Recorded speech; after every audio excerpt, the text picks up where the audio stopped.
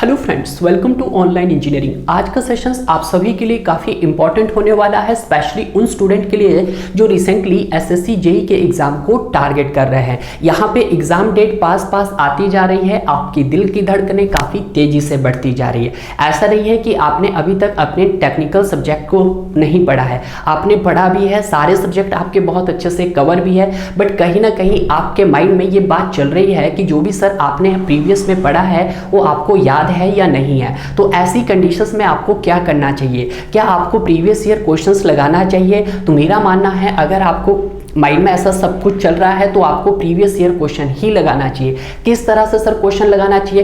Question को इस तरह से फ्रेम करना चाहिए कि जो भी आपने अभी तक थ्योरी पार्ट्स प्रीवियस में कवर किया होगा, आप उस थ्योरी पार्ट्स को भी दोबारा से रिकॉल कर दिया जाए और जो भी आपका एसएससी का क्वेश्चन है उसको भी आप बहुत अच्छे से सॉल्व कर सकते हैं। उससे आपके दो बेनिफिट होंगे। पहला बेनिफिट, आपका एसएससी जेई का पीवाईक्यू बहुत अच्छे से लग जाएगा, और दूसरा इंपॉर्टेंट पॉइंट कि जितने भी आपने प्रीवियस में थ्योरी पार्ट्स में टॉपिक को कवर किया होगा वो कहीं ना कहीं दोबारा से रिकॉल हो जाएगा। तो मैं यही कोशिश करूंगा कि जो भी आपने अभी तक स्टडी किया है उसके साथ हम सारी चीज़ों को रिलेवेंट करेंगे, ताकि आपके दो बेनिफिट ये आपको मिल सके। क्योंकि टाइम बहुत कम है और जब कम टाइम होता है तो स्टूडेंट के माइंड में बहुत सारे डाउट होते हैं। तो इन डाउट्स को दूर करने के लिए मैं आपके लिए एक सेशन लेके आ रहा हूँ, एक ऐसा सेशन जो शायद ही आज तक कभी भी आपको नहीं देखने को मिला होगा। इस सेशंस में आपका कंसेप्ट स्ट्रॉन्ग होगा, आपको डिटेल भी मिलेगी और आपका यहाँ पे एक तरह से शॉर्ट कोर्स के माध्यम से आपका पूरा इन्वायरमेंटल भी फिनिश होगा। आज हम जो बात करेंगे इन्वायरमेंटल इंजीनियरिंग के पहले यूनिट्स की बात करेंगे, जहां पर हम 3 टॉपिक्स को कवर करने जा रहे हैं, जिसमें आपका पहला टॉपिक वाटर डिमांड से रिलेटेड रहेगा, दूसरा आपका सोर्स रहेगा और तीसरा आपका कन्वीनियंस रहेगा। क्लियर है? ये रहेगा आपका प्रीवियस ईयर का पार्ट 1। क्लियर है? जितने भी क्वेश्चंस यहाँ पर अभी तक पूछे गए हैं इन तीनों टॉपिक से, उनको हम बहुत अच्छे से डिटेल वाइज एंड उनको कंसेप्ट वाइज समझने की कोशिश करेंगे। तो क्यों ना आज के इस सेशन को स्टार्ट किया जाए। तो आइए बात करते हैं आज के इस पहले क्वेश्चंस की। थोड़ा सा आपको यहाँ पे अटपटा सा लग रहा होगा यार कि सर ने ये बोर्ड में पहले से लिख के रखा है, ये बोर्ड में लिख के रखा है, आप इस पे मत फोकस कीजिएगा। अभी आप मेन फोकस अपना क्वेश्चंस पे रखिएगा कि क्वेश्चंस क्या कह रहा है। क्लियर है? क्योंकि ये जो सारी चीजें हैं ये आप इनको जानते हैं, मैं सिर्फ इसको दोबारा से रिकॉल करवाऊंगा कैसे टॉपिक के साथ आपका थ्योरी पार्ट को कवर किया जाता है। क्लियर है? देखिएगा क्वेश्चंस में क्या कह रहा है, average rate of water consumption per head per day as per Indian standard, कि जो भी आपका एवरेज वाटर कंजम्पशन होता है इंडियन स्टैंडर्ड के हिसाब से वो कितना होता है। यानी कि इसका मतलब क्या है, average rate of water consumption का मतलब है यहाँ पर डोमेस्टिक वाटर जो आप डेली यूज करते हैं। तो कितना रहता है? तो आप सभी जानते हैं अकॉर्डिंग टू कोड वो रहता है आपके पास 135 LPCD से लेके आपका 145 LPCD। तो यहाँ पर जो पहला ही क्वेश्चन आपका पूछा जाता है कि जो आपके पास रेट ऑफ डिमांड है वो किस पे एक्सप्रेस की जाती है। उसको LPCD में भी एक्सप्रेस किया जाता है, उसको LPHD में भी एक्सप्रेस कर सकते हैं, जो इसने खुद कहा है लीटर्स पर हेड पर डे। क्लियर है? तो देखते हैं कौन सा। तो यहां पर मैं लिख रहा हूं कि सबसे पहले अकॉर्डिंग टू IS 1173/1903 के मुताबिक जो आपके पास डोमेस्टिक वाटर डिमांड रहती है वो कितनी रहती है? डोमेस्टिक वाटर डिमांड जो रहती है वो रहती है आपके पास, यानी कि एवरेज वाटर डिमांड भी बोल सकते हैं आप इसको, वो रहती है आपके पास 135 LPCD से लेके 225 LPCD के लिए। क्लियर है? जिसमें अगर हम बात करते हैं आपकी 135 LPCD किसके लिए सर? आपके LIG फैमिली के लिए।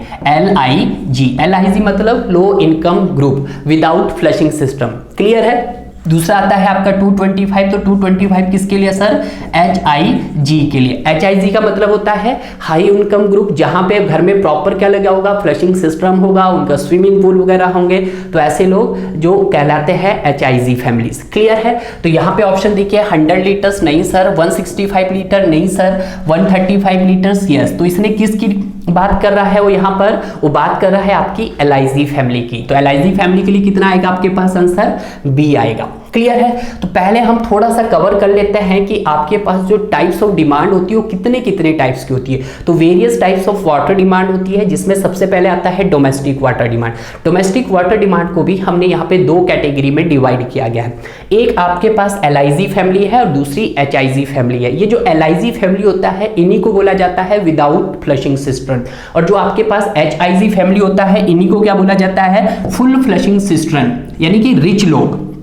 ठीक है, तो अगर हम डोमेस्टिक की बात करते हैं आपके LIG में तो कितनी रहती है, 135 LPCD से लेके 225 LPCD। क्लियर है, देखिएगा यहीं से क्वेश्चंस पूछे जाते हैं। Industrial and commercial water demand की बात करते हैं तो कितनी रहती है सर, 70 LPCD रहती है। HIG में भी आपकी कितनी रहती है, 70 LPCD रहती है। क्लियर है। उसके बाद हम बात करते हैं पब्लिक यूज में, तो पब्लिक यूज में कितनी रहती है, 10 LPCD रहती है। और HIG में कितनी रहती है, सेम यही रहती है आपकी 10 LPCD रहती है। अगर हम बात करते हैं लॉसेज एंड थेफ्ट्स में, तो लॉसेज एंड थेफ्ट में LIG फैमिली में कितनी रहती है, 55 LPCD रहती है, जबकि HIG फैमिली में कितनी रहती है आपकी 55 LPCD। यानी कि आपको जो फाइनली जो आपको इन दोनों ही फैमिली में जो डिफरेंशिएट कर रही है वो एक वैल्यूज है, वो है आपके पास domestic use. Domestic use LIG में 135 रहेगा, जबकि HIG में 225 रहेगा। क्लियर है। आज तो क्वेश्चंस में आपके पास सिर्फ एवरेज वाटर डिमांड पूछा था, यानी कि डोमेस्टिक वाटर। हो सकता है अपकमिंग एग्जाम में आपके पास इंडस्ट्रियल या कमर्शियल पूछ रहे, या फिर पब्लिक यूज पूछ रहे, या लॉसेज एंड थेफ्ट्स पूछ रहे, या फिर टोटल पूछ रहे। तो टोटल काउंट करोगे तो आप यहाँ पे कितना आ जाएगा, 270 LPCD आता है, 270 LPCD। और यहाँ पे HIG में आपका 335 LPCD आता है। तो यहाँ से भी क्वेश्चन बनता है कि जो एवरेज इंडियन टाउन में जो आपका वाटर कंजप्शन रहता है टोटल वो कितना रहता है, 270 LPCD से लेके 335 LPCD रहता है। क्लियर है। तो ये बात आपको क्लियर हो जानी चाहिए। अब हम बात करते हैं कि जो हम किस पे आ रहे थे सर, आपकी डोमेस्टिक वाटर डिमांड। तो डोमेस्टिक वाटर डिमांड में भी आप कहाँ कहाँ जो पानी यूज करते हैं, तो सबसे पहले आप बाथिंग में पानी यूज करते हैं। तो बाथिंग में जो LIG फैमिली के लोग होते हैं वो पानी थोड़ा कम यूज करते हैं। कितना सर, 55 LPCD। तो मैं यहाँ पे लिख देता हूँ किसमें है सर, ये LPCD में है, LPCD में। उसी तरह से अगर हम HIG फैमिली के हैं तो थोड़ा सा भाई वहाँ पे क्या होंगे, प्रॉपर स्विमिंग पूल होंगे, वो पानी ज़्यादा वेस्ट करेंगे तो उनको ज़्यादा पानी रिक्वायर्ड होगा। तो कितना सर, 75 LPCD होगा। अगर हम बात करते हैं वॉशिंग ऑफ वाटर क्लोजेस, तो वाटर क्लोजेस के लिए जो LIG वाले लोग होते हैं, लो इनकम ग्रुप वाले, वो कितना पानी वेस्ट करते हैं, वो 30 LPCD पानी वेस्ट करते हैं। क्लियर है। बट अगर हम HIG वाले तो ज़्यादा पानी वेस्ट करते हैं, तो आपका 45 LPCD करते हैं। अगर हम वॉशिंग ऑफ क्लोथ्स की बात करते हैं, जो आपके LIG वाले लोग होते हैं, ऑब्वियसली बात है उनके घरों में वॉशिंग मशीन के चांसेस बहुत कम है, नहीं होगी। तो उस कंडीशन में पानी क्या होगा आपका, कम खर्च होगा। तो कम खर्च कितना होगा सर, आपका 20 LPCD होगा। बट अगर बात करते हैं HIG फैमिली, तो उनके घरों में अच्छी अच्छी वॉशिंग मशीन वगैरह रखी होंगी, वो पानी को ज़्यादा वेस्ट करेंगे। तो कितना वहाँ पर 25 LPCD। क्लियर है। अब घरों को साफ करना, washing of house. HIG family के जो घर होते हैं वो थोड़े से हाई प्रोफाइल के होते हैं, LIG फैमिली के जो घर होते हैं वो थोड़े से क्या होते हैं, लो लेवल के होते हैं। जो लो लेवल के घर को जब साफ करना है तो उसके लिए कितना पानी रिक्वायर्ड चाहिए, 10 LPCD चाहिए, बट जबकि हाई वालों को 15 LPCD चाहिए। उसी तरह से वॉशिंग ऑफ यूटेंसाइल, मतलब बर्तनों को धोने के लिए जो हम LIG फैमिली के लोग हैं तो वहाँ को 10 LPCD चाहिए, जबकि HIG वालों को 15 LPCD चाहिए। क्लियर है। उसी तरह से हम कुकिंग के लिए बात करते हैं, तो कुकिंग के लिए ऐसा नहीं है भाई कि जितना पानी मतलब आपके HIG वाले करेंगे उतना ही पानी आपके LIG वाले भी करेंगे। ठीक है, क्योंकि खाना बनाने और पीने के लिए इक्वली पानी लगेगा। तो दैट इज कितना, 5 LPCD और 5 LPCD। और पीने के लिए चाहे वो LIG वाले हो पानी तो उन्हें भी उतना ही पीना है जितनी उनको रिक्वायरमेंट है, और HIG वालों को भी उतना ही है। क्लियर है। गार्डनिंग वगैरह, जब हम LIG की बात करते हैं तो वहां पर किसी भी तरह की गार्डनिंग नहीं की जाती है। ठीक है।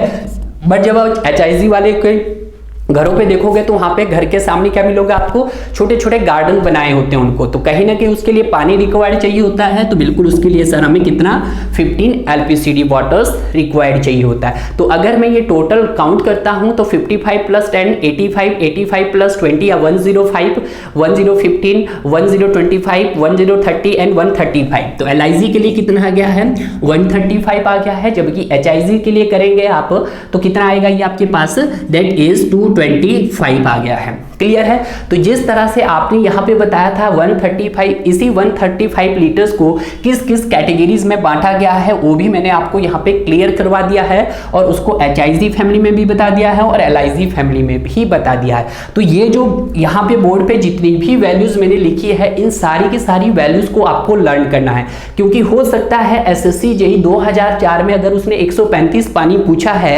LIG के लिए, हो सकता है वो अगले ईयर्स आपके पास किसके लिए पूछ सकता है, HIG के लिए पूछ सकता है, या हो सकता है ये जो ब्रीफ आपके पास डिस्क्रिप्शन दिया गया है इसमें से ये पूछ ले कि सबसे ज्यादा पानी जो आपका डोमेस्टिक में रहता है वो किस में रहता है, तो सबसे ज्यादा पानी आपका बाथिंग में होता है, और सबसे कम पानी आपको कहाँ चाहिए होता है, आपके कुकिंग एंड ड्रिंकिंग में चाहिए होता है। वो स्पेसिफाइड करके भी पूछ सकता है कि कितना पानी रिक्वायर्ड चाहिए होता है। तो इसीलिए जो ये वैल्यूज है ये सब मैंने नहीं बनाई है, सब टेबुलर वैल्यूज हैं। क्लियर है।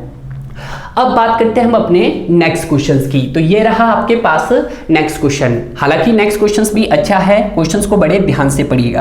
क्वेश्चंस में क्या कह रहा है कि एक well constructed in ground without passing any impervious stratum is called, क्या बोलते हैं कि एक वेल को जब आप कंस्ट्रक्ट करते हैं ग्राउंड में तो वहां जो पास करते हैं वो विदाउट इम्परवियस लेयर पास करते हैं, यानी कि जो उसमें पानी मिलता है उसको कहाँ मिलता है, वो डायरेक्ट इम्परवियस लेयर पे ही मिलता है। तो उसको क्या बोला जाता है, क्या सर उसको इनफिल्ट्रेशन वेल बोला जाता है, क्या सर उसको ट्यूब वेल बोला जाता है, क्या सर उसको आर्टिजन वेल बोला जाता है। तो मेरी बात ध्यान दीजिएगा, अगर मैं यहाँ पर आपको बताना चाहूँ कि जो आपके पास वेल होता है, वेल दो टाइप्स के होते हैं। कौन कौन से होते हैं सर आपके पास, एक होता है ओपन वेल। कौन सा होता है, एक होता है ओपन वेल और दूसरा होता है आपके पास ट्यूब वेल होता है। ठीक है, मैं साथ साथ बता रहा हूं आपको। जब हम ओपन वेल्स की बात करते हैं तो ओपन वेल का क्या होता है, जो डाया होता है वो ट्यूब वेल से थोड़ा बड़ा होता है, क्योंकि जो ट्यूब वेल होती है वो एक आपकी तरह एक पाइप की तरह एक संक, उसको संक करते हैं मतलब अपने ग्राउंड पर। बट जब आप ओपन वेल देखोगे वो तो थोड़ा सा खुला होगा। तो हम कह सकते हैं कि जो ओपन वेल्स का जो डाया होगा, यानी कि इसका जो डाया होगा sir, dia of open well को मैं O लिख रहा हूं, is more than dia of tube well. ठीक है, बट अगर मैं ट्यूब वेल की बात करूंगा तो इसका जो डाया होगा सर, डाया ऑफ ट्यूब को मैं T लिख रहा हूं और लेस देन होगा dia of open well. Clear है, ये बात आप ध्यान दीजिएगा। सेकंड पॉइंट क्या है कि जो आपके पास ओपन वेल होते हैं ये ज्यादा गहरे नहीं होते, इट इज नॉट डीप। तो ये सेकंड पॉइंट लिख लीजिएगा, इट इज नॉट डीप, ये डीप गहरे नहीं होते। ठीक है, बट जब हम ट्यूब वेल की बात करते हैं तो ये क्या होता है सर, इट इज डीप, ये गहरे होते हैं। ठीक है, मतलब इनकी बहुत ज्यादा गहराई होती है। अगर मैं बात करता हूं ओपन वेल की, तो ओपन वेल में क्या होता है, ये दो टाइप्स के होते हैं, एक शैलो वेल होता है और दूसरा आपका डीप वेल होता है। तो ये भी आप यहाँ पे लिख दीजिएगा, ये सर दो टाइप के होते हैं, एक सर शैलो वेल होता है, थोड़ा सा क्लोज कर देते हैं, एक शैलो वेल होता है और एक आपके पास डीप वेल होता है। तो यहाँ पे लिख दीजिएगा सर, एक हमारे पास शैलो वेल होता है और एक हमारे पास डीप वेल होता है। ठीक है, अब शैलो वेल और डीप वेल ये आप सभी जानते हैं कि width is more then depth और इसकी depth is more then width. ठीक है, उसको हम शैलो वेल्स बोलते हैं। क्लियर है, तो शैलो वेल्स में आपको याद रखना कि जो आपका वाटर होता है वो कहाँ मिलता है, water from the impervious layer in ground. ठीक है, जो यहाँ पे वाटर मिलता है, वाटर फ्रॉम impervious layer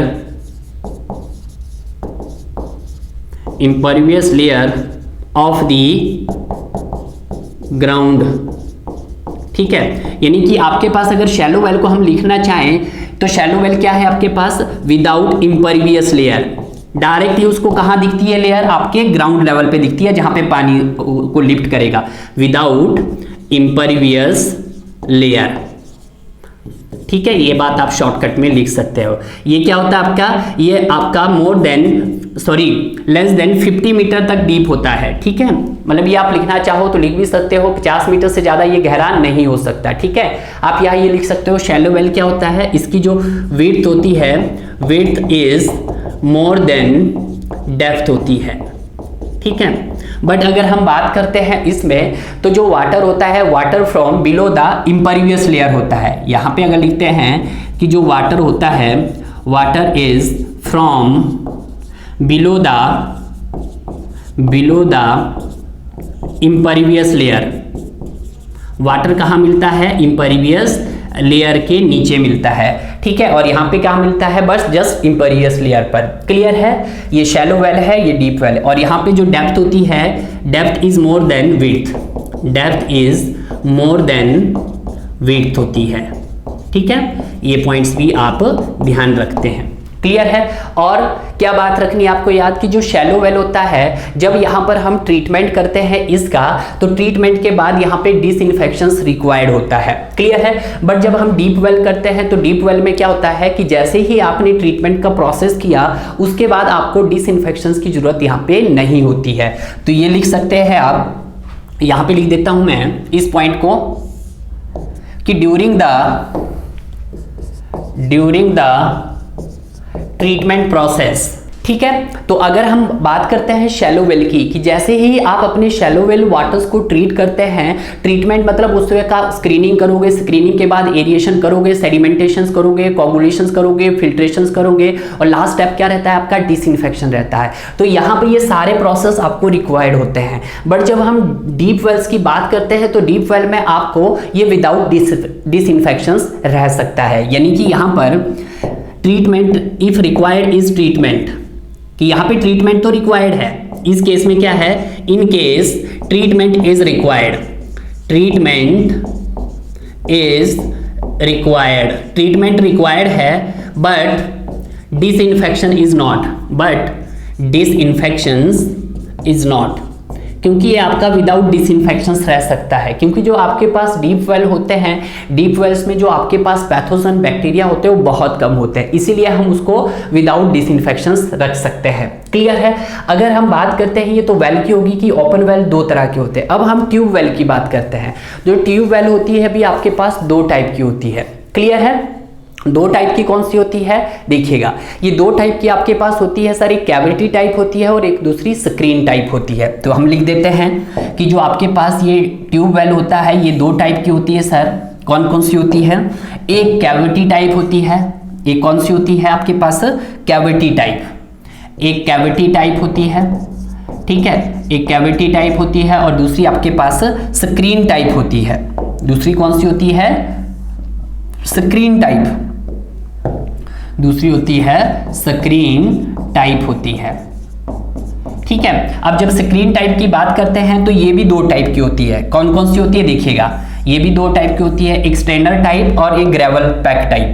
कौन सी होती है सर, एक स्ट्रेनर टाइप की होती है, एक स्ट्रेनर टाइप की होती है और दूसरी आपके पास ग्रेवल पैक्ड टाइप की होती है, ग्रेवल पैक्ड टाइप की होती है। ठीक है, अब देखिएगा open well, tube well. Open well में क्या है, डाया मोर है डाया ऑफ ट्यूब वेल से, ये ज्यादा गहरा नहीं होता है, ट्यूब वेल आपका ज्यादा गहरा होता है। ओपन वेल्स में जो आपके पास इट्स लो इल्ड, यहाँ पे यानी कि जो वाटर की जो प्रोडक्शन होती है वो बहुत कम होती है, तो ये भी लिख सकते हो इट्स लो इल्ड। ठीक है, लो इल्ड। बट अगर हम बात करते हैं ट्यूब वेल की, तो ये क्या है, इट्स मोर इल्ड। ठीक है, ये बात आप ध्यान दीजिएगा। अब जब ट्यूबवेल की बात करते हैं सर, एक कैविटी टाइप ट्यूब होता है और एक स्क्रीन टाइप ट्यूब होता है। जो कैविटी टाइप ट्यूबवेल होता है उसका जो वाटर होता है, water quality is not good. तो ये पॉइंट्स लिख लीजिएगा, water quality is not good, water quality is not good, water की क्वालिटी अच्छी नहीं होती है। बट जब हम स्ट्रेनर टाइप ट्यूबवेल की बात करते हैं, इसकी वाटर क्वालिटी बहुत अच्छी होती है। वाटर क्वालिटी जो होती है इज गुड। ठीक है, जब वाटर क्वालिटी गुड होती है किसके कंपेयर में, ग्रेवल पैक्ड टाइप के। ठीक है, तो ये भी लिख सकते हैं इट्स वाटर क्वालिटी, जिसकी वाटर क्वालिटी होती है is good for as compared to cavity type, but water quality is not good as compared strainer type, ठीक है। तो ये इस क्वेश्चन का आंसर भी हो गया, डिटेल भी हो गया है। क्लियर है? क्या बताया हमने कि जो वेल दो टाइप के होते हैं, ओपन वेल होता है, ट्यूब वेल होता है। ओपन वेल दो टाइप के होते हैं, शैलो वेल होता है, डीप वेल होता है। शैलो वेल आपका विदाउट इम्परवियस लेयर होता है, जबकि डीप वेल आपका विद इम्परवियस लेयर होता है। क्लियर है? ट्यूब वेल दो टाइप्स के होते हैं, कैविटी और स्क्रीन टाइप होता है। स्क्रीन फर्दर दो होते हैं, स्ट्रेनर होते हैं और ग्रेवल होते हैं। स्ट्रेनर और ग्रेवल में सबसे बेस्ट वाटर क्वालिटी कहाँ मिलती है? हमें स्ट्रेनर टाइप में मिलती है। अगर मैं इन तीनों के कंपेरिजन की बात करूंगा तो स्ट्रेनर बेस्ट है। अगर मैं ग्रेवल पैक्ड और कैविटी में दोनों में देखूंगा तो कौन सा बेटर रहेगा सर? ग्रेवल पैक्ड बेटर रहेगा। तो अगर इन तीनों को अरेंज करके लिखे तो सबसे बेस्ट क्वालिटी का वाटर स्ट्रेनर टाइप देगा, सेकंड आपका ग्रेवल पैक्ड देगा और थर्ड आपका सबसे जो लोएस्ट क्वालिटी होगी वो आपकी कैविटी टाइप की होगी। क्लियर है? तो यहां पे जो आंसर था आपके पास वो क्या था? आपका D is the right answer था। क्लियर है? अब यहां पर बात करते हैं हम अपने नेक्स्ट क्वेश्चंस की। Next questions very important questions है। अगर आपने मेरे लेक्चर्स को पढ़ा होगा यार तो मैं बोलता हूं कि आप कभी क्वेश्चंस करते वक्त गलती नहीं करेंगे। क्वेश्चंस क्या कह रहा है? The total water requirement of A city generally assess on the basis of, मतलब क्या है कि जो आपके पास टोटल वाटर रिक्वायरमेंट है किसी भी सिटी का, वो किस चीज के लिए डिजाइन किया जाता है। क्लियर है? तो यहां पर आपको कुछ डिजाइन कैपेसिटी और उनके डिजाइन पीरियड और उन डिफरेंट वाटर सप्लाई के यूनिट्स पता होने चाहिए कि कौन कौन से। मैं यहां पे इनको बिल्कुल ही एक इंक्रीमेंटल ऑर्डर्स में लेके आया हूं ताकि आपको प्रॉपर तरीके से लर्न होते हैं। सबसे पहले जो आपके पास वाटर सप्लाई का जो यूनिट रहता है वो आपके पास सोर्स रहता है। सोर्स आपके पास क्या हो सकता है सर? एक रिवर भी हो सकता है आपके पास और एक आपके पास डैम भी हो सकता है। क्लियर है? अगर मैं बात करता हूं इसके डिजाइन की, तो इसको किसके लिए डिजाइन किया जाता है? तो इसको डिजाइन करते हैं हम सर एमडीडी के लिए। एमडीडी क्या होता है पहले तो ये जान लीजिएगा। एमडीडी होता है आपके पास मैक्सिमम डेली डिमांड होता है। सारे पॉइंट्स बता रहा हूं, ठीक है? मैक्सिमम डेली डिमांड कितने सालों के लिए डिजाइन किया जाता है सर? आपका ये 50 ईयर्स के लिए डिजाइन किया जाता है। कितने सालों के लिए? 50 सालों के लिए। नेक्स्ट बात करते हैं इनटेक। इनटेक आपका वो पॉइंट होता है जो आपके सोर्स से पानी को लिफ्ट करके स्टोर करके रखता है, ठीक है? यानी कि स्टोर करके। अब लिफ्ट किसके थ्रू करेंगे? सोर्स से इनटेक, या तो पाइप के थ्रू करेंगे या फिर पंप के थ्रू करेंगे, ठीक है? अब जब ये इनटेक है, ये किसके लिए डिजाइन किया जाता है? ये भी आपका मैक्सिमम डेली डिमांड के लिए डिजाइन किया जाता है, एमडीडी के लिए। कितने सालों के लिए सर? 30 ईयर्स के लिए डिजाइन किया जाता है। अगर हम बात करते हैं मेन पाइप की, तो मेन पाइप किसके लिए डिजाइन किया जाता है? तो मेन पाइप भी आपकी मैक्सिमम डेली डिमांड के लिए डिजाइन की जाती है। कितने सालों के लिए? 30 ईयर्स के लिए डिजाइन की जाती है। क्लियर है? अगर हम बात करते हैं यहाँ पे पंप की और पंपिंग स्टेशन की, जो पंप होता है उसको किसके लिए डिजाइन किया जाता है? उसको मैक्सिमम डेली डिमांड के लिए डिजाइन किया जाता है। एंड पंपिंग स्टेशन को किसके लिए डिजाइन किया जाता है? 2Q क्या है आपका? एवरेज डेली डिमांड, ठीक है? तो ये चीज आपको याद होगी कि जो आपका पंपिंग स्टेशन है वो किसके लिए डिजाइन किया जाता है? 2 types of average daily demand के लिए, और पंप आपका एमडीडी के लिए डिजाइन किया जाता है। क्लियर है? अब अगर बात करते हैं पंप के ईयर्स की, तो कितने सालों के लिए डिजाइन किया जाता है? ये आपका 15 ईयर्स के लिए डिजाइन किया जाता है। एंड पंपिंग स्टेशन आपके 30 सालों के लिए डिजाइन किए जाते हैं। क्लियर है?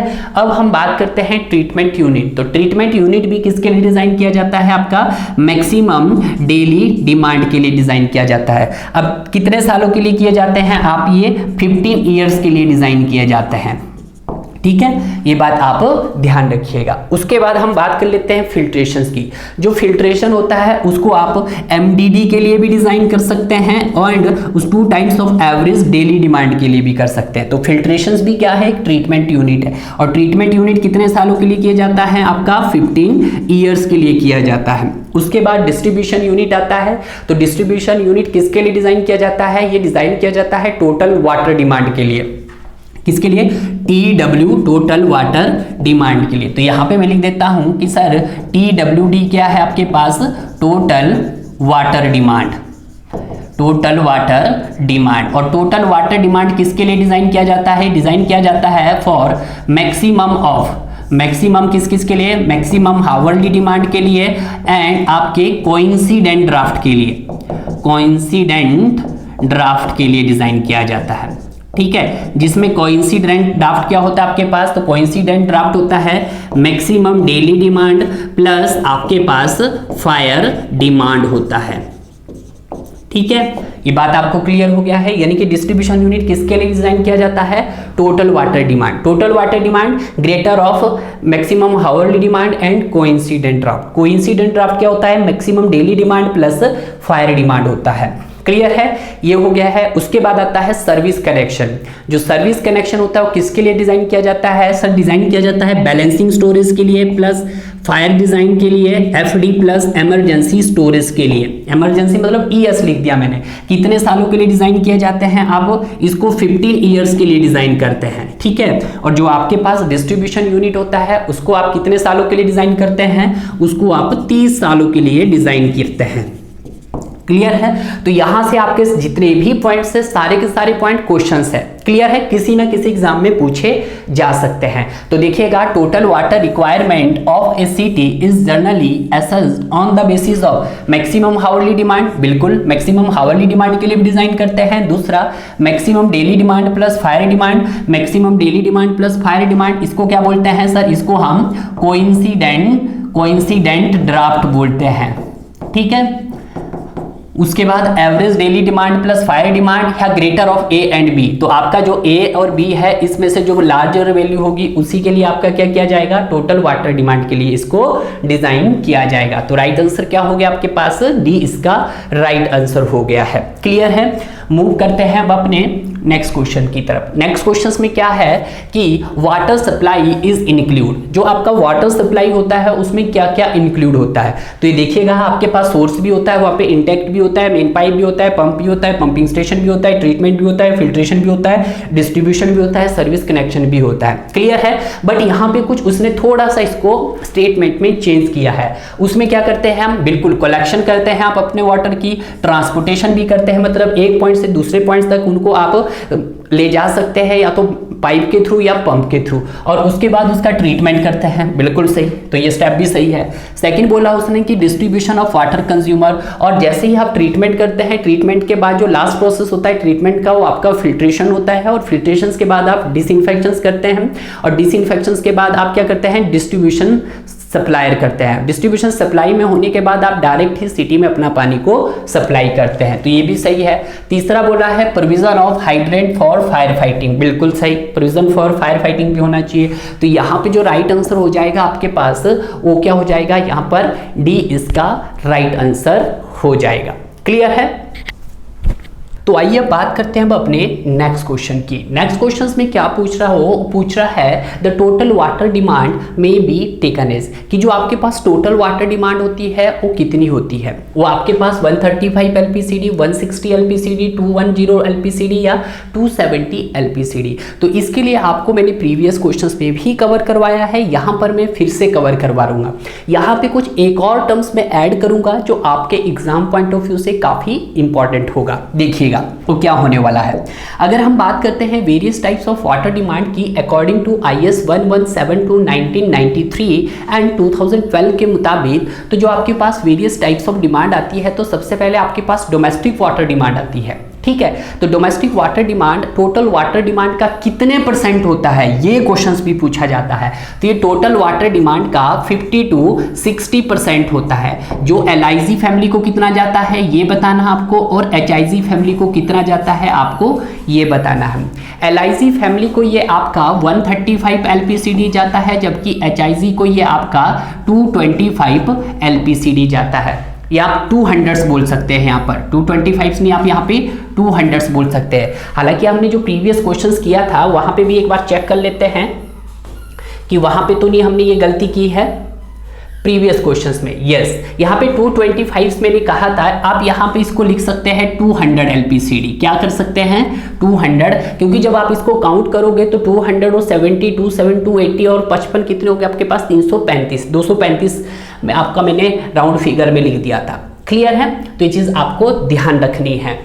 तो कितना होगा आपके पास 135 से 200 होगा। अगर बात करते हैं इंडस्ट्रियल और कमर्शियल की, तो टोटल वाटर डिमांड का कितना जाता है यहाँ पर 20 से 25% जाता है। क्लियर है, जिसमें अगर हम LIG फैमिली की बात करते हैं तो LIG में आपके पास 70 रहता है, जबकि HIG में भी हमारा 70 रहता है। उसी तरह से अगर मैं पब्लिक यूज़ की बात करता हूं तो पब्लिक यूज़ का टोटल वाटर सप्लाई कितना रहता है 5 से 10% रहता है, यानी कि LIG फैमिली को आपका 10 LPCD जाता है, जबकि HIG को भी 10 LPCD जाता है। उसी तरह से हम बात करते हैं लॉसेज एंड थेफ्ट्स की, तो लॉसेज एंड थेफ्ट जो रहता है पूरी टोटल वाटर डिमांड का 15 to 20% दिया जाता है, जिसमें LIG फैमिलीज के लिए कितना दिया जाता है, LIG फैमिलीज के लिए आपके पास 55 दिया जाता है। कितना 55 दिया जाता है, HIG के लिए भी 55। सिर्फ आपको एक ही यहाँ पर चेंज है, वो आपके पास डोमेस्टिक है।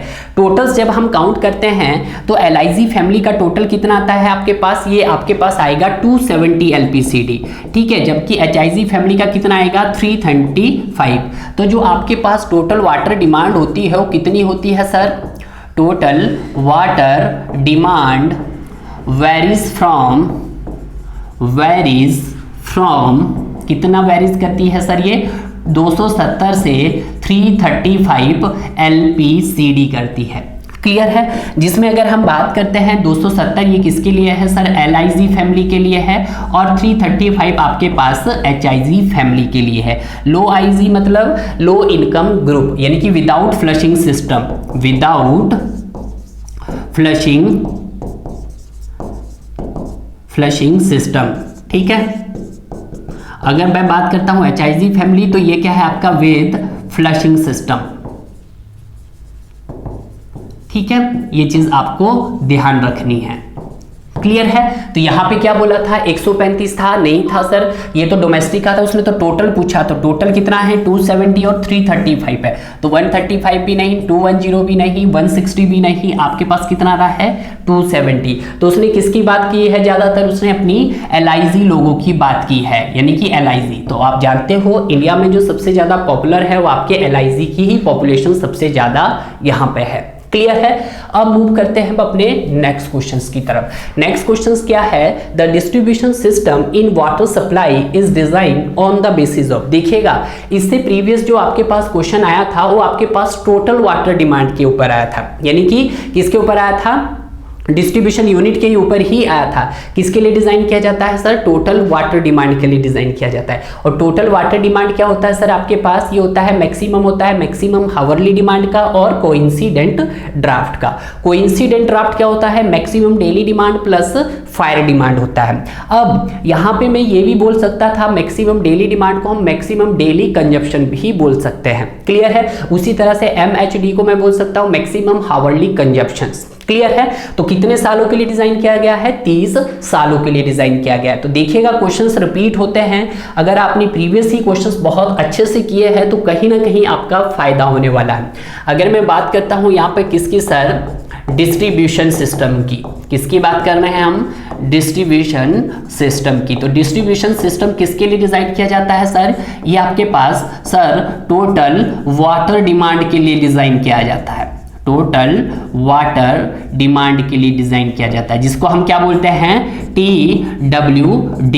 और जो ये TWD होता है ये मैक्सिमम होना चाहिए किसका, आपके पास मैक्सिमम हावरली डिमांड का और आपके पास कोइंसिडेंट ड्राफ्ट का, कोइंसिडेंट ड्राफ्ट का। ड्राफ्ट क्या होता है सर, ड्राफ्ट भी आपके पास एक डिमांड ही है, ठीक है। और कोइंसिडेंट ड्राफ्ट क्या होता है सर, आपके पास ये होता है मैक्सिमम डेली डिमांड प्लस आपके पास फायर डिमांड होता है, ठीक है।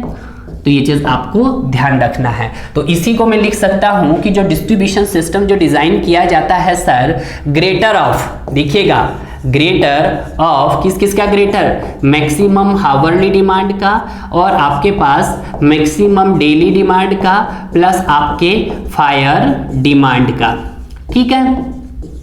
इसी को क्या बोला जाता है, इसी को आपका कोइंसिडेंट ड्राफ्ट बोला जाता है।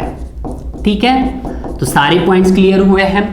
अब जो डिस्ट्रीब्यूशन सिस्टम है वो कितने सालों के लिए डिजाइन किया जाता है सर, 30 ईयर्स के लिए डिजाइन किया जाता है। क्लियर है, तो देखिएगा एवरेज डेली डिमांड नहीं सर, पीक हावरली डिमांड यानी कि मैक्सिमम हावरली डिमांड बिल्कुल सही, कोइंसिडेंट ड्राफ्ट सर बिल्कुल कोइंसिडेंट ड्राफ्ट कहा था हमने, कोइंसिडेंट ड्राफ्ट तो क्या होता है, maximum daily demand plus final demand, greater of B and C. तो राइट आंसर हो गया आपके पास यहाँ पर डी, इसका राइट आंसर हो गया है।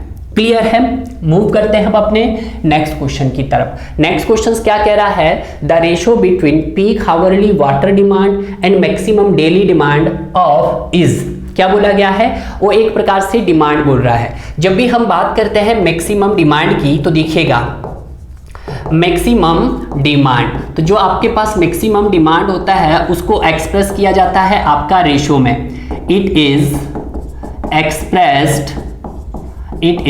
एक्सप्रेस्ड एज रेशो में। ठीक है, किस में एक्सप्रेस किया जाता है, इसको आपका रेशो में एक्सप्रेस किया जाता है, जिसको हम कहते हैं peak demand versus average demand. तो मैं कह सकता हूं peak demand upon average demand. ठीक है, तो ये चीज हम कह सकते हैं। अगर मैं कह सकता हूं कि जो आपके पास सर मैक्सिमम डिमांड होती है ये आपके पास सर क्या हो सकती है, ये सर वीकली डिमांड भी हो सकती है, बिल्कुल हो सकती है सर, वीकली डिमांड भी हो सकती है आपके पास। और सर ये साथ में आपके पास जब वीकली होगा तो ऑब्वियसली बात है आपकी मंथली भी हो सकती है, मंथली भी हो सकती है। और ये सर हमारे पास क्या हो सकती है, हावरली भी हो सकती है, हावरली भी हो सकती है। और सर ये आपके पास ईयरली भी हो सकती है, ये तो आप सभी जानते हैं, यानी कि सारी क्या हो सकती है आपकी डिमांड हो सकती है। ये क्या हो सकती है सर, डिमांड हो सकती है। और जिनको एक्सप्रेस किया जाता है तो एक्सप्रेस किया जाता है आपके या तो एलपीसीडी से आएंगे ये डिमांड, या आपके पास लीटर्स एलपीएचडी से, पर हार पर डे के हिसाब से। क्लियर है, अब देखिएगा अगर मैं बात करता हूं मैक्सिमम डेली डिमांड की, तो मैक्सिमम डेली डिमांड बोलो या मैक्सिमम डेली कंजप्शन, तो ये क्या होता है आपके पास 1.8 एनुअल एवरेज डेली डिमांड। तो क्या मैं इसको लिख सकता हूं यहाँ पे कि maximum daily demand is equal to 1.8 Q average, Q क्या है, एवरेज डेली डिमांड, तो क्यू है यहाँ पे एवरेज डेली डिमांड। क्लियर है, तो ये तो आपके पास फर्स्ट। अगर मैं सेकंड बात करता हूं तो सेकंड में क्या आता है आपके पास, मैक्सिमम हावरली डिमांड। तो मैक्सिमम हावरली डिमांड क्या होता है आपके पास 1.5 एनुअल एवरेज डेली डिमांड, जिसको मैं लिख सकता हूं 1.5 एवरेज हावरली डिमांड भी लिख सकता हूं। तो क्वेश्चंस में क्या पूछा है, the ratio between peak hourly demand यानी कि average hourly demand to the maximum hourly demand, maximum daily demand उसने पूछा है आपसे, क्या पूछा है, डेली। क्लियर है, तो ये चीज आपको यहां पर देखना है। तो देखिएगा यहां पे जब इसको हम रेशियोस में तोड़ेंगे तो ये क्या होगा आपके पास, maximum hourly demand is equal to 1.5, ये एवरेज हावरली डेली डिमांड है, तो इसको आप एमडी करेंगे तो maximum daily demand divided by 24। Clear है, कुछ इस तरह से आपके पास बनेगा। क्लियर है, तो यहां पर जो आपका फैक्टर पूछा गया है the ratio between peak hourly demand, यानी कि पीक हावरली डिमांड का बताना है आपको, और दूसरा किसको बताना है आपको, मैक्सिमम डेली डिमांड का। तो मैक्सिमम डेली डिमांड का और आपके मैक्सिमम हावरली डिमांड का बताएंगे हम। ठीक है, तो कितना पीक फैक्टर आएगा जरा बताइएगा। तो इसका पीक फैक्टर क्या है आपके पास 1.5 है, तो यहाँ पे आंसर क्या हो गया आपके पास 1.5। आप इसको सॉल्व कर सकते हैं, सॉल्व आगे अगर करोगे तो यहाँ पे जब आपके पास मैक्सिमम हावरली डिमांड तो ये 1.5 एग्जिटेड रहेगा, मैक्सिमम डेली डिमांड कितना है आपके पास 1.8 क्यू, ठीक है, डिवाइडेड बाय कितना है आपके पास ये 24 है। ठीक है, अगर आप इसको किस में कन्वर्ट करना चाहो, आप एवरेज हावरली डेली डिमांड में तो इसको मल्टीप्लाई बाय 24 कीजिएगा, तो यहां से क्या आ जाएगा आपके पास, तो यहां से आ जाएगा 2.7 क्यू। यानी कि maximum hourly demand is equal to 2.7 Q average hourly demand. देखिएगा मैक्सिमम डेली डिमांड निकाला आपने, उसका फैक्टर है 1.8, मैक्सिमम हावरली डिमांड और मैक्सिमम डेली डिमांड का जो पीक फैक्टर है वो 1.5 है, मैक्सिमम हावरली डिमांड और एवरेज डेली डिमांड का जो पीक फैक्टर है वो आपके पास कितना है, 2.7 है। क्लियर है। उसी तरह से अगर हम बात करते हैं अपने तीसरे फंडा की, यानी किसी का ही दूसरा का ही फंडा था ये, तो तीसरा आता आपके पास वीकली डिमांड। कौन सी डिमांड, ये भी आप लिख सकते हैं मैक्सिमम वीकली डिमांड। तो मैक्सिमम वीकली डिमांड क्या होता है, 1.48 एवरेज वीकली डिमांड होता है। उसी तरह से क्यू है तो यहाँ पे लिख सकते हैं एवरेज हावरली डिमांड। ठीक है, तो अब ये तो आपके पास फोर्थ कंसेप्ट हो गया है। फिफ्थ कंसेप्ट में आपने मंथली देखना है, मैक्सिमम मंथली डिमांड। तो ये आपके पास 1.28 is average monthly demand. Clear है। तो इस तरह से हमने क्या की है, सारी की सारी डिमांड का कैलकुलेशंस कर लिया है। क्लियर है। यहाँ पे स्टूडेंट गलती करता है, इसको बार बार क्या लिखता है 1.8। भाई देखिएगा यहाँ पे पूछी इसने किसकी, maximum hourly demand to the maximum daily demand क्या है, 1.5 ही तो है, तो वही तो पूछा उसने, मैक्सिमम हावरली बोलो या पीक बोलो। क्लियर है। अब बात करते हैं हम अपने नेक्स्ट क्वेश्चन की। नेक्स्ट क्वेश्चन में क्या है, ये भी अच्छा क्वेश्चन है, अगर आपने प्रीवियस को कवर किया है तो इजी है। The total water consumptions including the domestic में कितना था आपके पास, 135 से सर आपके पास कितना था, 200 LPCD था। ठीक है, यानी कि ये LIG के लिए था सर, ये आपके पास HIG के लिए था। अगर हम कमर्शियल एंड इंडस्ट्रियल डिमांड की बात करते हैं तो कितना था सर आपका, 70 LPCD था सर, इसके लिए LPCD था, दोनों के लिए 70 था LPCD, मतलब 70 आपका LIG फैमिली के लिए था और HIG के लिए भी LIG था। ठीक है। डिमांड एवरेज इंडियन पीपल कितनी होगी। ठीक है, तो यानी कि टोटल बोला उसने, इंक्लूडिंग डोमेस्टिक भी हो गया, कमर्शियल इंडस्ट्रियल भी हो गया, इसमें पब्लिक भी हो गया, लॉसेज एंड थेफ्ट भी हो गया, टोटल वाटर डिमांड। तो आप सभी जानते हैं कि जो हमारे पास total water demand varies from India, varies करती है इंडिया में, कितनी करती है सर, अभी देखा आपने 270 से 335, 270 से LPCD से आपका 335। ठीक है, जिसमें अगर हम बात करते हैं टोटल मैक्सिमम वाटर डिमांड की, टोटल मैक्सिमम वाटर डिमांड, तो टोटल मैक्सिमम कितना रहता है आपके पास, तो रहता है सर 335 LPCD रहता है। क्लियर है। अगर हम टोटल मिनिमम की बात करते हैं, मिनिमम वाटर डिमांड की बात करते हैं, तो मिनिमम में कितना रहेगा आपके पास, ये रहेगा 270 LPCD रहेगा।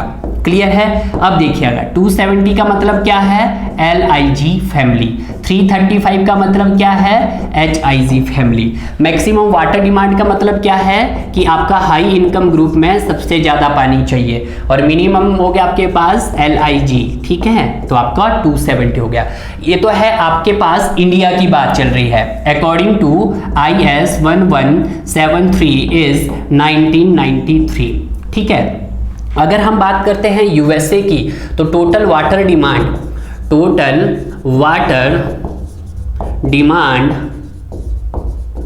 फ्रॉम USA वहाँ पे कितना रहता है, वहाँ पे रहता है 340 से 360 LPCD रहता है। क्लियर है। एक और important point, the per capita water demand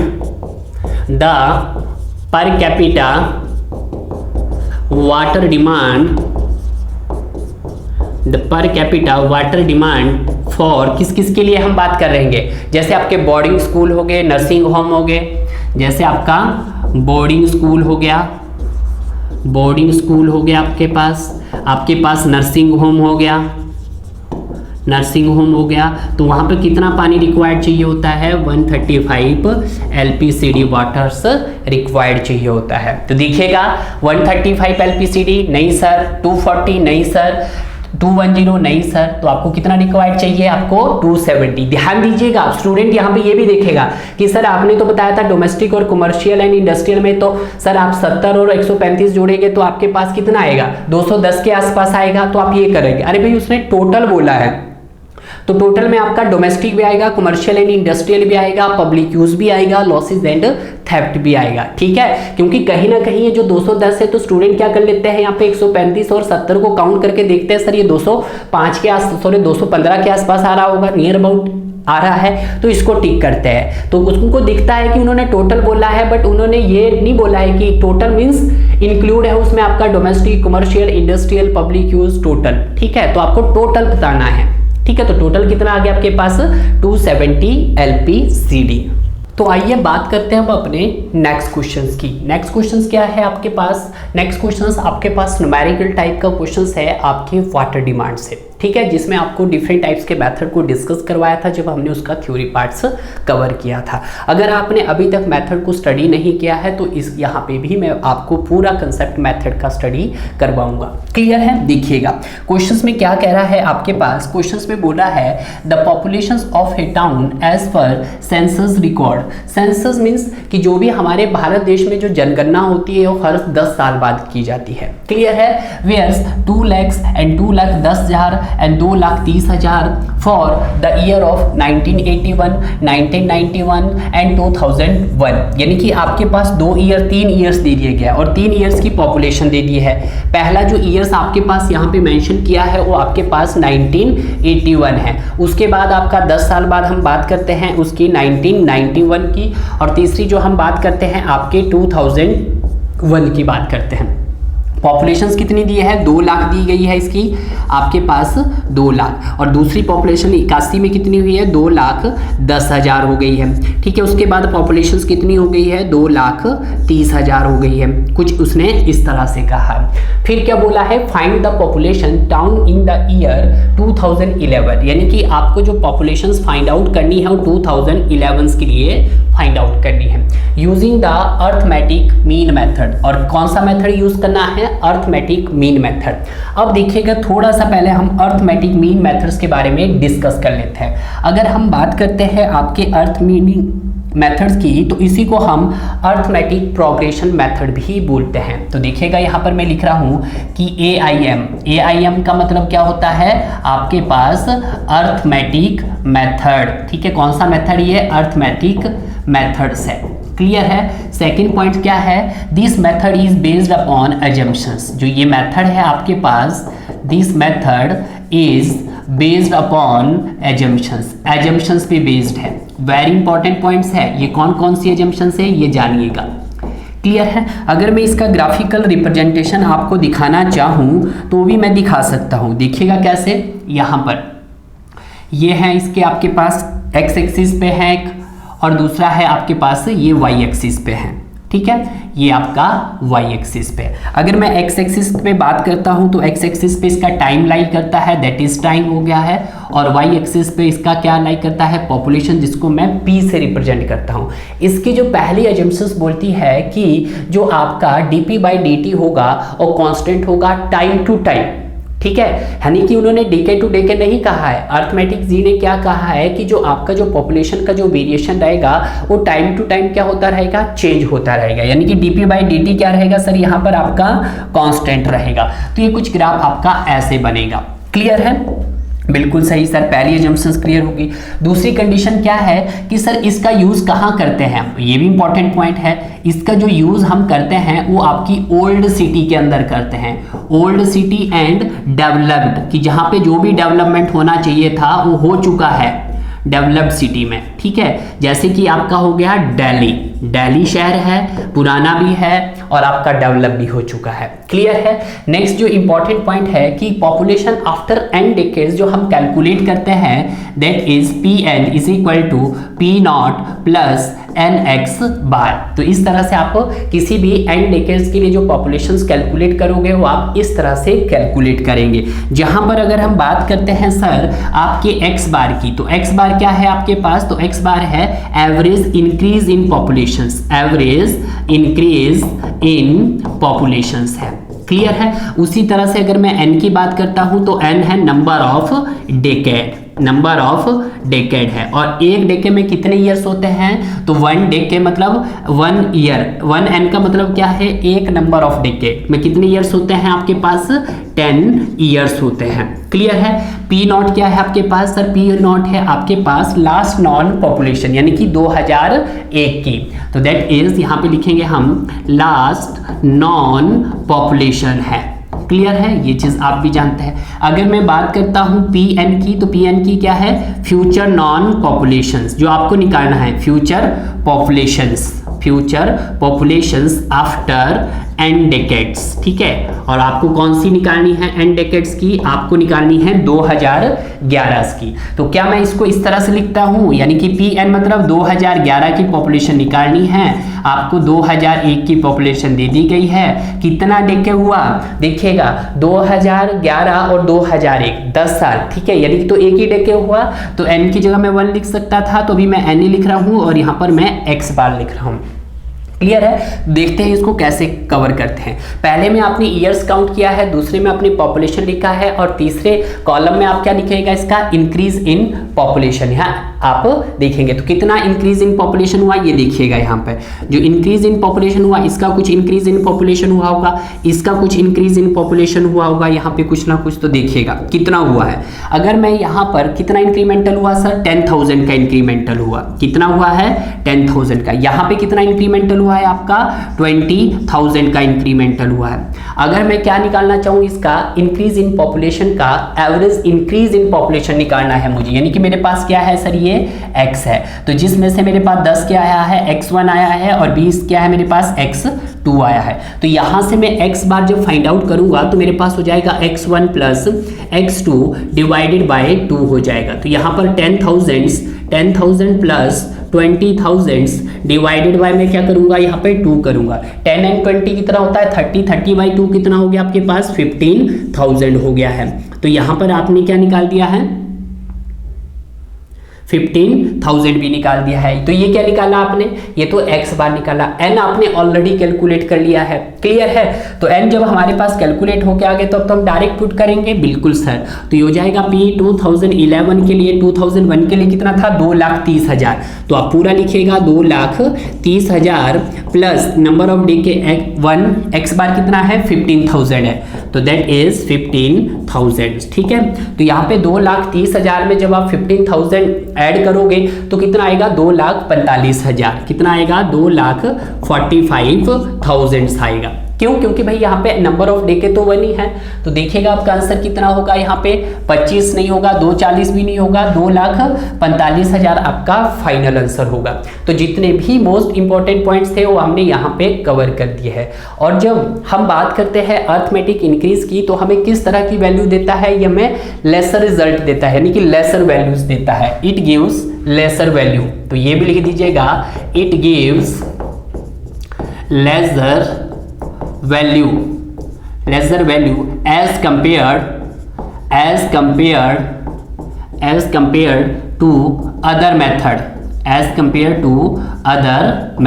हमें किस तरह की वैल्यू देता है ये, मतलब लोअर रिजल्ट देता है, it gives lower result. Clear है। चाहे वो हम बात कर लेते हैं आपके इंक्रीमेंटल इंक्रीज मेथड के कंपेयर में, चाहे हम बात कर लेते हैं GIM that is geometric increase method के। क्लियर है। तो जितनी भी बेसिक डिटेल थी और यहीं से क्वेश्चंस पूछा जाएगा, कहाँ यूज करते हैं sir, old and developed city में करते हैं, क्या इसकी सर एजम्पशंस रही है, dp/dt इसका कांस्टेंट होता है, यानी कि आपके पास change in population with respect to time क्या रहता है आपका कांस्टेंट रहता है। ठीक है।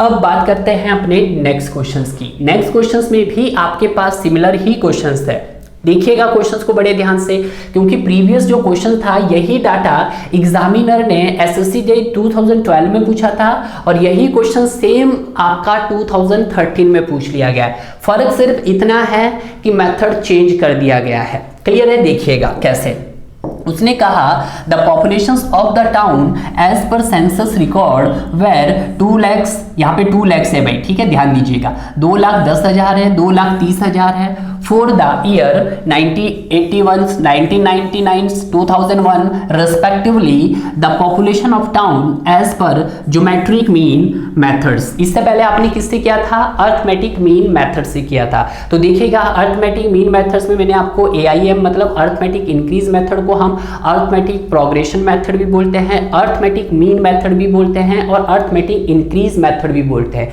तो 3 नाम आपको जान लिए हैं। अब बारी आती है आपके पास किसकी? ज्योमेट्रिक मीन मेथड्स की। तो ये ज्योमेट्रिक मीन मेथड होता है, इसी को हम ज्योमेट्रिक इंक्रीज मेथड भी बोलते हैं। क्या बोलते हैं सर? ज्योमेट्रिक इंक्रीज मेथड भी बोला जाता है इसको। ये पॉइंट्स आप नोट डाउन कर लीजिएगा, ठीक है। और सेकंड क्या बोला जाता है सर? ये तो पहला पॉइंट है। सेकंड सर इसको कंपाउंडिंग मेथड भी बोला जाता है। कौन सा जी? कंपाउंडिंग मेथड, ठीक है। तो ये भी एक नया टर्म्स है आपके लिए जो आपको ध्यान रखना है। क्लियर है? यहां पे भी it is based upon assumptions. ये भी क्या है sir? It is based on assumptions. ये भी आपके एजम्पशंस पे बेस्ड है, ठीक है। कौन कौन सी एजम्पशंस है देखिएगा। पहली जो एजम्पशंस है सर इसकी कि जो आपके पास यहाँ पे जो dp/dt रहेगा वो आपका कांस्टेंट रहेगा। ध्यान दीजिएगा, वहां पे जो dp/dt था कांस्टेंट था टाइम टू टाइम, बट यहाँ पे जो dp/dt कांस्टेंट है वो डेकेड टू डेकेड, ठीक है। वो है आपके पास डेकेड टू डेकेड है, ठीक है। ये पॉइंट्स आप नोट कर लीजिएगा। अब प्रीवियस मेथड का यूज कहाँ करते थे? डेवलप्ड सिटी, जो पहले से डेवलप्ड हो चुकी है, जैसे आपका दिल्ली शहर है, पहले से डेवलप होना, जहाँ पे जितना भी काम होना था वो हो चुका है। अब अगर हम बात करते हैं आपके ज्योमेट्रिक मीन मेथड की, तो इसका यूज हम कहाँ करते हैं? इसका यूज आप करते हैं new city and rapidly growing city में, जैसे कि आपका चंडीगढ़ शहर हो गया है, ठीक है। इसका यूज कहाँ करते हैं हम sir? New and rapidly growing city के अंदर करते हैं, रैपिडली ग्रोइंग सिटी के अंदर करते हैं। क्लियर है? ये पॉइंट्स आप ध्यान दीजिएगा। ये तो था इसकी बेसिक डिटेल जो आपको जानना काफी इंपॉर्टेंट था कि क्या इसमें चेंज है। क्लियर है? अब देखते हैं ईयर। जब हम ईयर्स की बात करते हैं तो सबसे पहले जो ईयर आता है आपके पास वो आता है 1981 की बात करता है, फिर 1999 की बात करता है, फिर 2001 की बात करता है, और फिर वो वैल्यूज को फाइंड आउट कर रहा है। मतलब 2009 मतलब एक तरह से आपके पास 10 साल का ही मान के चलते हैं हम, ठीक है। तो यहाँ पर जो आपके पास 1981 की जो पॉपुलेशन दे दी गई है वो कितनी दे दी गई है? आपके पास 2 लाख दे दी है। तो यहाँ पर मैं 2 लाख ही लिखने वाला हूँ। यहाँ पे कितनी दे दी है सर? 2,10,000 दे दी है आपके पास। यहाँ पे कितनी दे दी है सर? हमारे पास 2 लाख आपके पास 30,000 दे दी है आपके पास। अगर मैं इसका इंक्रीज इन पॉपुलेशन निकालूं, यानी कि x निकालना चाहूँ, तो इसका इंक्रीज कितना हुआ यहाँ पर? तो ये देखिएगा, तो इसका जब इंक्रीमेंटल निकालेंगे तो कुछ इस तरह से निकलेगा। कितना निकलेगा सर? तो ये आ जाएगा आपके पास दैट इज 10,000 और ये आ जाएगा आपके पास दैट इज 20,000। क्लियर है? अब मुझे क्या निकालना है? परसेंटेज। यहां पे लिख देता हूं मैं परसेंटेज इंक्रीज इन पॉपुलेशन, ठीक है। तो जब मैंने परसेंटेज इंक्रीज इन पॉपुलेशन निकालना है तो कैसे निकलेगा? देखिएगा R1, तो इसको मैं लिख देता हूं X1 और इसको लिख देता हूं मैं X2, ठीक है। इसको मान लेते हैं मैं A लिख देता हूं, इसको मैं B लिख लेता हूं, इसको मैं C लिख लेता हूं आपके लिए समझाने के लिए, ठीक है। नहीं तो मैं शॉर्टकट में भी भागता हूं फिर, ठीक है। अब जब हमें R1 कैलकुलेट करना है तो R1 कैसे कैलकुलेट करेगा? X1 divided by A। तो X1 कितना है? 10,000, तो यहां से कीजिएगा 10,000 डिवाइडेड बाय 2 लाख, ठीक है। तो यहां से जब इसको सॉल्व करोगे तो कितना आएगा? 0.05 आएगा।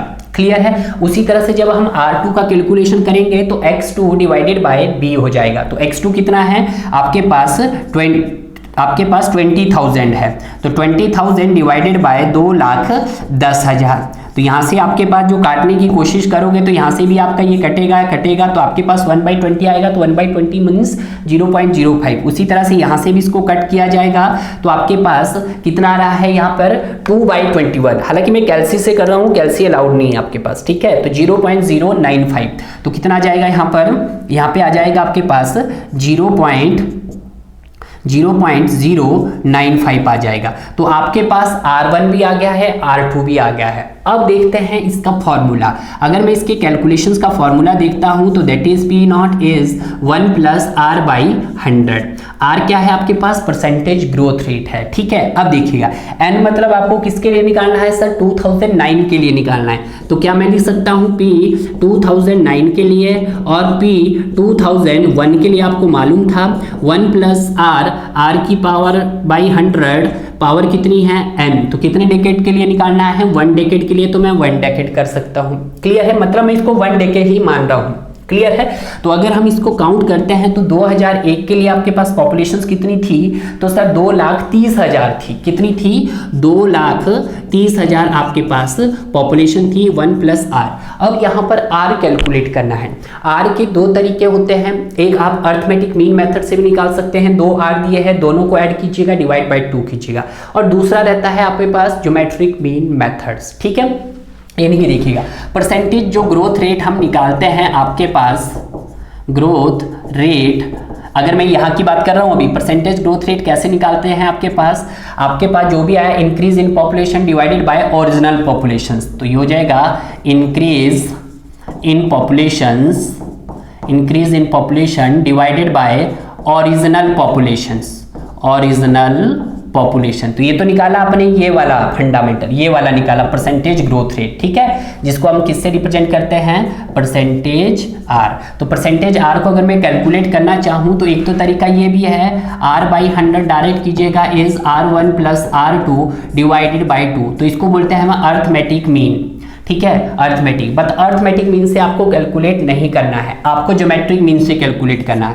तो that is R by 100 is root of n R1 into R2 into R3 into so on Rn। क्लियर है? क्योंकि जो आपके कोड ने अडॉप्ट किया है और ज्योमेट्रिक मीन को अडॉप्ट किया है। क्लियर है? तो जब हम R बाई 100 यहाँ से कैलकुलेट करेंगे, नंबर ऑफ डेके कितना है? 1 इंटू R1 0.05 इंटू 0.095।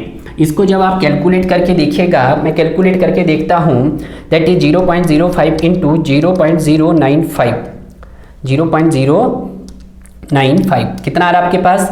रूट कीजिएगा तो आपके पास 0.0689 आ रहा होगा, यानी कि आपके पास यहाँ पे 0.69 में ले लेता हूँ, ठीक है। तो जब आपने इतना लिया तो यहाँ पे ऐड भी कर दीजिएगा, 689, ठीक है, पावर 1 प्लस 1 कीजिएगा, प्लस 1 किया है, मल्टीप्लाई कीजिएगा 2,30,000, कितना आ रहा है? 245, ये आ रहा है 2458516, ठीक है, यही आ रहा है 245। तो देखिएगा यहाँ पे 27 है, नहीं सर 27 भी नहीं होगा, 246 भी नहीं होगा, 245 देखिएगा, 2458516 872, यानी कि नियर अबाउट है आपके पास। तो इसका आंसर क्या हो जाएगा आपके पास? यहाँ पर बी इसका राइट आंसर हो जाएगा। क्लियर है? तो जो भी क्वेश्चंस था आपके एग्जाम पॉइंट ऑफ व्यू से काफी अच्छा क्वेश्चन था, ठीक है, यानी कि उन्होंने उसको नियर अबाउट कर दिया। हालांकि इसको चेक कर लेना आपने, तो चेक भी कर सकते हैं कितना आ रहा है, बट आपके इसके नियर अबाउट आंसर आ जाएगा।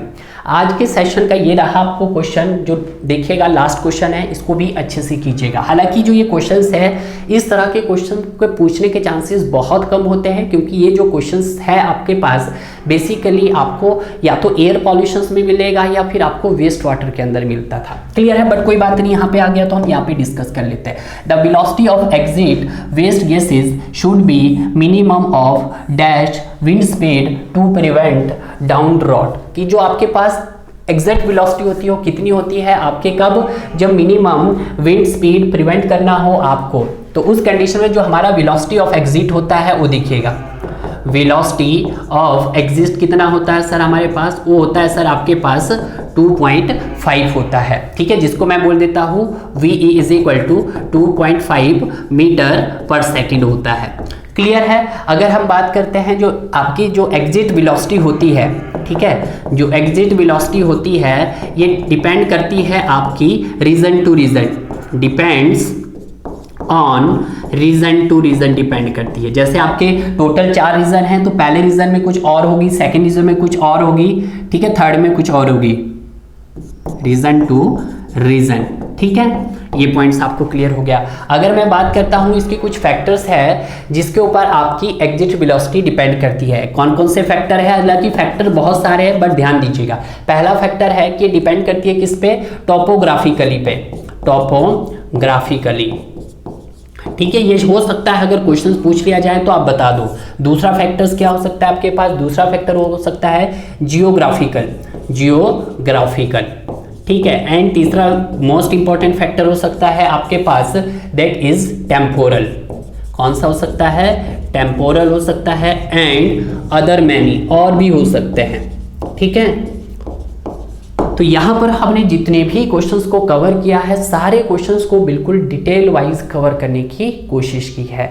बाकी भी जो रिमेनिंग क्वेश्चंस रह जाते हैं उसको मैं नेक्स्ट लेक्चर्स में कवर करने की कोशिश करूँगा गाइस।